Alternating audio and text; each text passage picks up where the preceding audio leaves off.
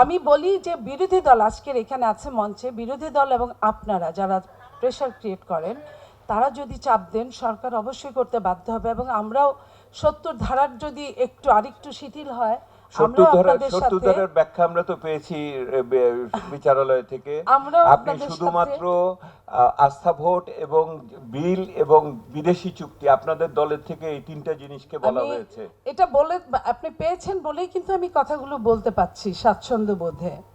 যে আরো ৭০ বেশি বেশি ধারা, করে বলেন, হ্যাঁ, তাহলে আরো ভালো হবে। আমি আরো বেশি বলতে চাই যে এই যে আপনারা বলেছেন যে কাউকে পেছানো যাবে না, কাউকে আগানো যাবে না, আপনাদের কি নোটের আজকে আমি দেখলাম এই যে পেছানো এবং আগানো, এই পেছানো এবং আগানোটা কিন্তু আপনার এই যে কথাটা আমি বললাম যে up and down, English medium, Bangla medium এবং ইংলিশ ভার্সন আরেকটা আছে, সেখানেও কিন্তু একটা তাদের মধ্যে একটা ডিভাইডেশন আছে।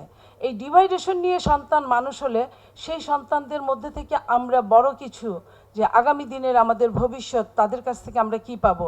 এইখানে শিক্ষার ডিজি আছেন, উনি অবশ্যই কথাটা যদি মাথায় ঢোকান আমার খুব ভালো লাগবে। কারণ আমি কিন্তু সেই দিন আমার বাচ্চাদের অত ভালো স্কুল থেকে নিয়ে চলে এসেছিলাম।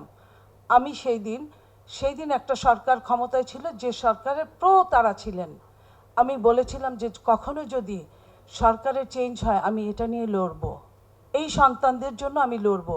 আজকে এই লড়ার জায়গা থেকে বলছি যে আমরা ওই কারিকুলামের জায়গাটায় আমরা চাই যে এক হোক,